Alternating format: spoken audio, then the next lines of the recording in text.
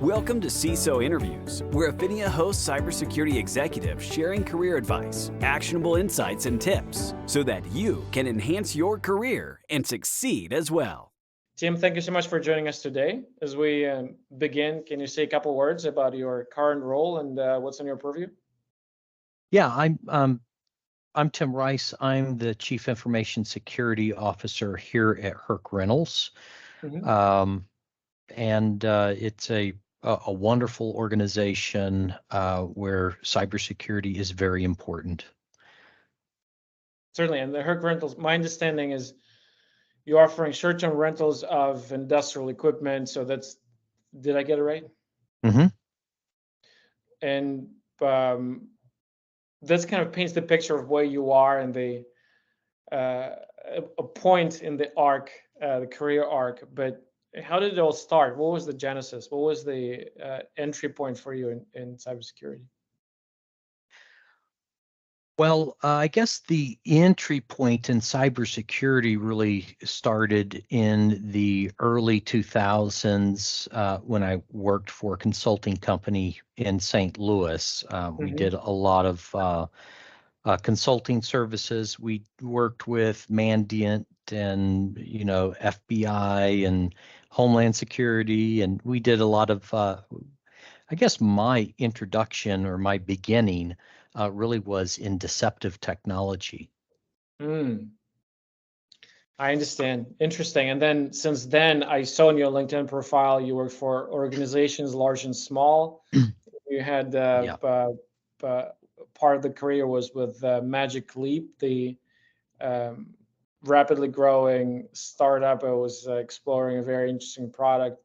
So it seems you had very unique perspective, a very unique vantage point from consulting, working with federal agencies to working with large organizations, startups, large-scale industrial companies. What would be your advice for some of the junior professionals just starting their career in this field? You mentioned the nonprofit that you started. Can you talk a little bit about that? Yeah, I started a nonprofit organization called Hack Range, and what we are trying to focus on is really getting individuals who don't know where to start. They love the idea of working in cybersecurity, but number one, they don't know what's involved. Cybersecurity is huge, and they really don't have any type of career path. A lot of the individuals who come into the class, they don't even have infrastructure knowledge, or they think that it's really cool to be a penetration tester. But when you actually go through some of the labs and you have them, do penetration testing, then we say, okay, that's a fun part. Now 40 to 60% of your time is going to be writing, documenting. Then it kind of changes things. So a lot of people they see cybersecurity on the big screen, but they really don't know what's involved. So we really try to focus on military vets and women in technology. Some of those those different demographics where it seems to be a little bit more challenging to get in the space. But it's really important when you are in cybersecurity, and a lot of people think, oh, well, I have to do 100% cybersecurity. I have to have all this experience in cybersecurity, but they don't realize that all of that experience that they have working in databases or web development or infrastructure, cloud, compute, Kubernetes, those are extremely valuable skill sets to have when you get into cybersecurity. In fact, I would rather hire someone from an MSP or an MSSP that has a lot of knowledge, right? I say that they're probably very well-rounded, right? Because they've been dabbling in so many different types of technologies. So they understand the landscape. what was that? They understand the landscape. They understand how Yeah, the different pieces fit together yeah, and what potentially could be vulnerability. It makes a lot of sense, and it's very interesting and novel, and it's amazing that you put this together. Do you go all the way with helping place those professionals? I mean, you mentioned you're helping them start on this path. Like, how far do you go down the line? yeah. So each student gets 1 hour a month where they can do a one-on-one, and during that time, we will work with interview prep, resume, working on resumes, talking about strategic goals and long-term objectives. Hmm. What type of certification should they focus on, and how do they approach it? So it's very real world. You could spend hundreds and hundreds of hours just talking about crypto and PKI and Linux. It's more of a broad stroke. We'll actually set up Active Directory, we'll create GPOs, then we'll harden the system, and we'll run Bloodhound and different tools to do assessments so we can learn Hmm. where are the weaknesses. So Hmm. it's pretty realistic. They get a lot of hands-on. It's amazing. I think it's on the one hand, you see cybersecurity as an ever-growing, ever-changing, ever-expanding space with organizations dying to get talent. And on the other hand, you see people who don't even think they have the aptitude and a future in that space. And I think you're kind of bridging the two worlds. I think it's amazing. It must be very rewarding to do something like this. It is, and I do have some students where I have to have the hard conversation with them, because you have to have if you come and you work for me, or if you're going to be successful in this space, you have to have fire in the belly. You have to have a love of this field, and you have to be able to have you have to think logically, you have to think like a hacker. And then once you are able to think like a hacker, you're able to think of ways a hacker could defend or defeat your defenses. Hmm. I usually tell people, I can teach you how to dance, but I can't teach you rhythm.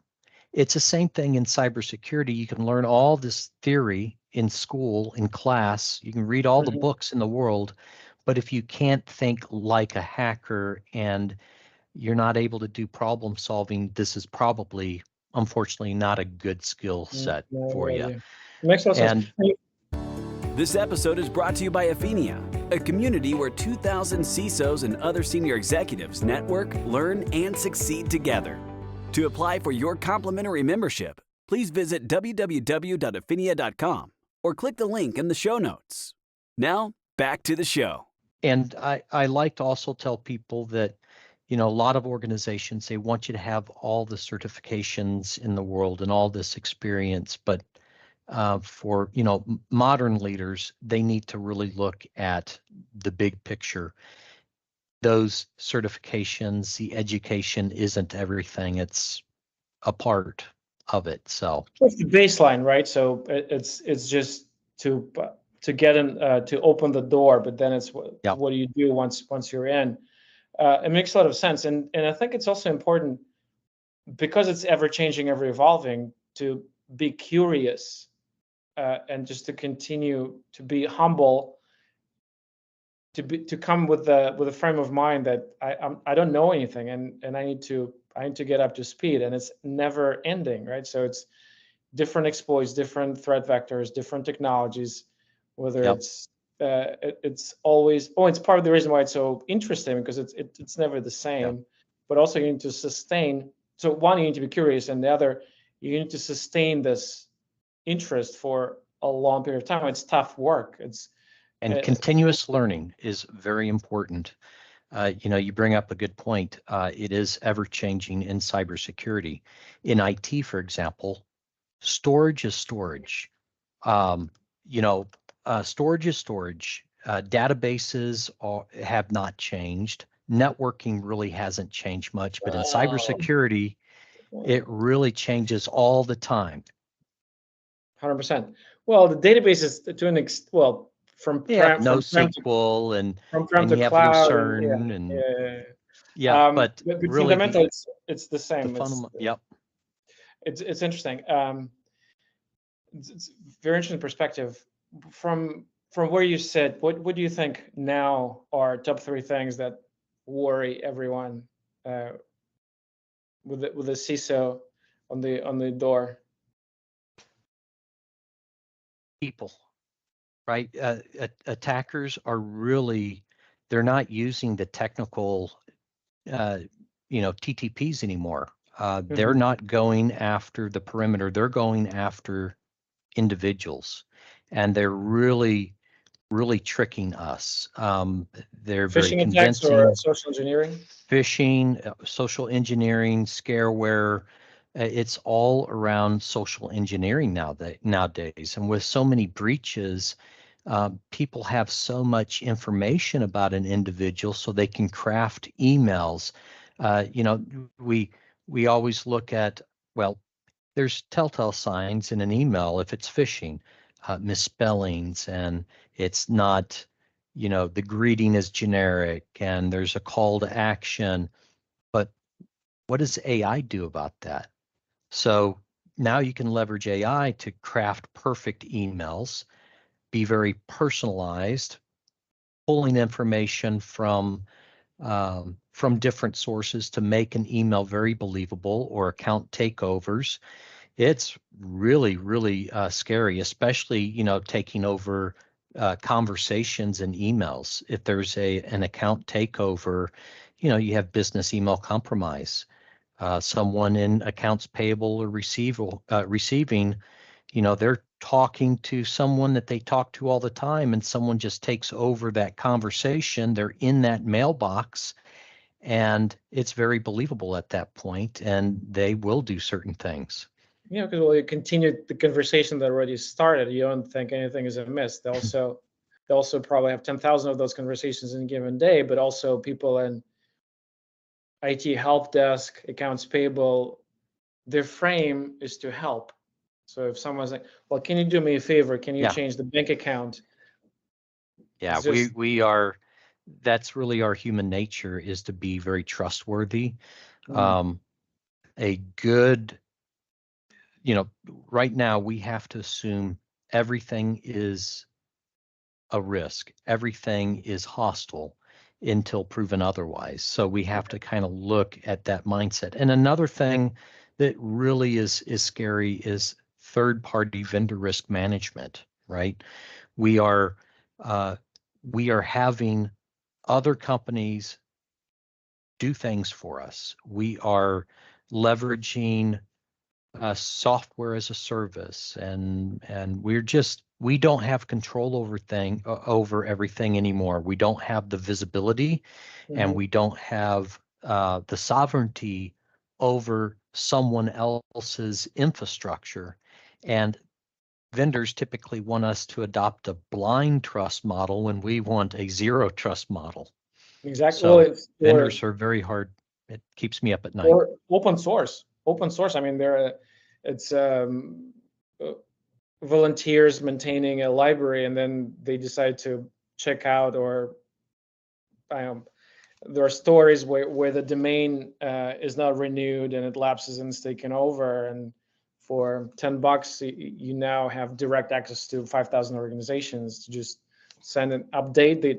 They would execute it without even thinking, and now we have a backdoor in 5,000 organizations. It happens all the time. Scary world. Is there any kind of help? Is there any hope in the future? I mean, I absolutely agree that people is really where it's all at. And then if you're in marketing, if you're in sales, cybersecurity probably not always top of mind. You have the business objectives. Yeah.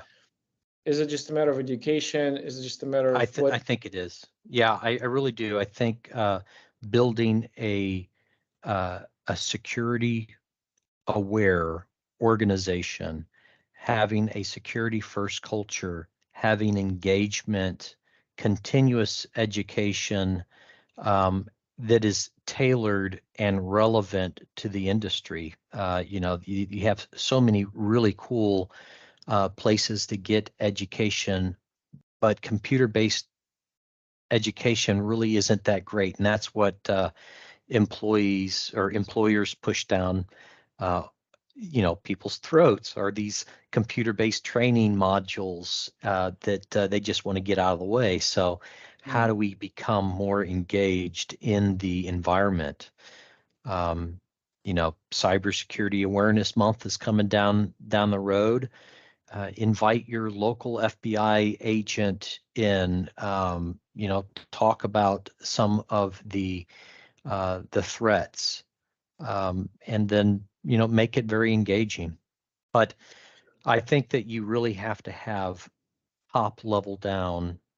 You have to have the support of senior leadership and even the board in order to have a successful cybersecurity program. You can have the best cybersecurity team in the world, but if you don't have the culture that we have here, you won't be able to go very far, because at that point you're cybersecurity because of some type of compliance reason. So why do you have a security program? Is it because of compliance, or do you want to do the right thing and be secure, protect your customers and things like that? For sure. This episode is brought to you by Afinia, a community where 2,000 CISOs and other senior executives network, learn, and succeed together. To apply for your complimentary membership, please visit www.afinia.com or click the link in the show notes. Now, back to the show. Well, we always say that cybersecurity is a team sport, and it's not an option to sit on the bench. It's everyone needs to be on the field. Yeah. It's great. Well, Tim, I appreciate providing your perspective.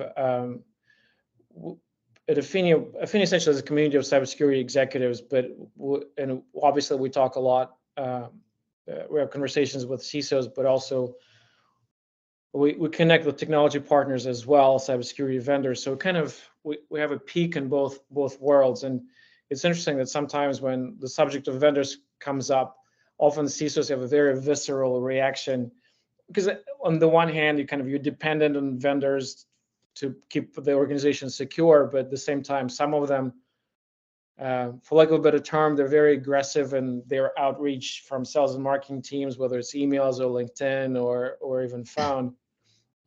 Without naming names, to protect the innocent, and your recent experience, can you share some of the stories or anecdotes where a vendor surprised you on the positive side of providing value and kind of focusing on building a relationship, and not focusing on the transactional aspect of it?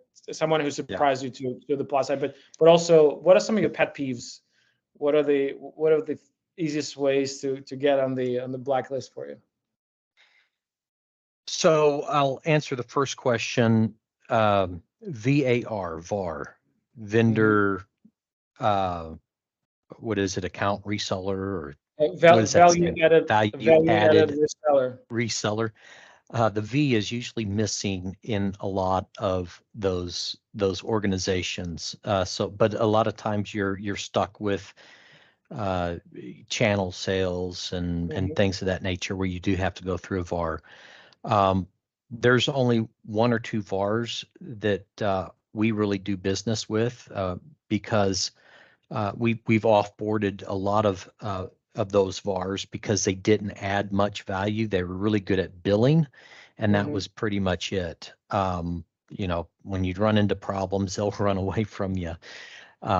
So it is hard to find, but we found some really good VARs. They're smaller boutique type of VARs, very, very technical, and I do believe that they have our interest in mind. What was the second question? Well, the second question is more which vendor surprised you on the positive side? Oh, yeah. So Abira out of Chicago is really a great vendor, and I heard about them actually on LinkedIn, but I have a really, really great relationship with those teams. They work very hard to make sure that we have the best technology here at our organization. So I do like that company quite a bit. Great, great. Well, I know we're coming up on time a little bit, so as we wrap up, a couple more questions. One is when Affinia, which eventually the reason Affinia exists is we want to create a community of professionals that is not overrun by vendors, to your point, and is again going back to the notion that cybersecurity is a team sport. We want to provide various venues, both in terms of sharing curated content that's relevant at a cadence that's convenient. It's not really not kind of, it's an ambient network. It's there when you need it, but it's not in your face when you don't. And sometimes we succeed, and some of our initiatives are kind of falling flat on its face. So I wonder, from your perspective, what is it that where do you find value, and what are some of the things maybe we should stop doing and do less of? And I'm sure you probably participating in a range of various meetups, organizations, associations. What do you see there that's effective that we can adopt as well? It's nice to have information available, like a web portal or whatever, and emails that go out on those big breaches, the SolarWinds type of thing, the Okta breaches, those pants on fire type of things, because a lot of CISOs and a lot of security folks,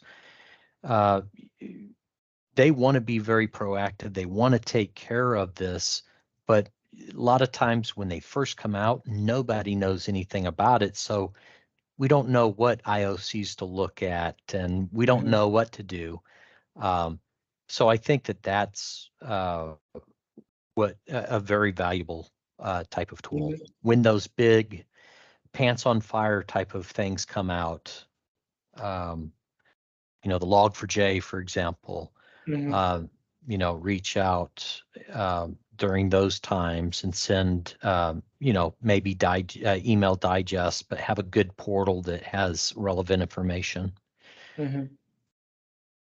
I understand. And as far as some of the things that other groups, associations do that you think we can do more of, is there anything that comes to mind?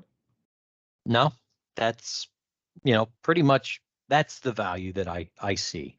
If you're doing that, then you're doing okay in my books. Excellent, Tim. I appreciate it.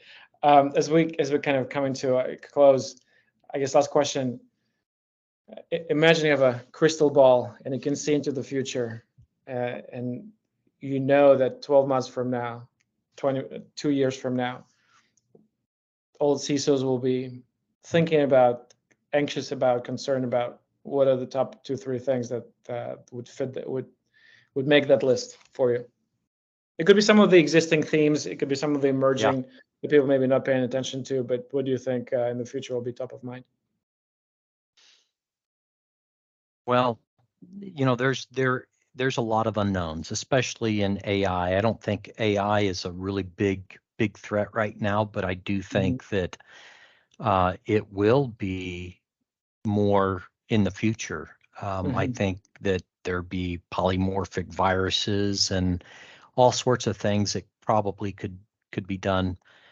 I can't. I really don't know. I think at the end of the day, it's people.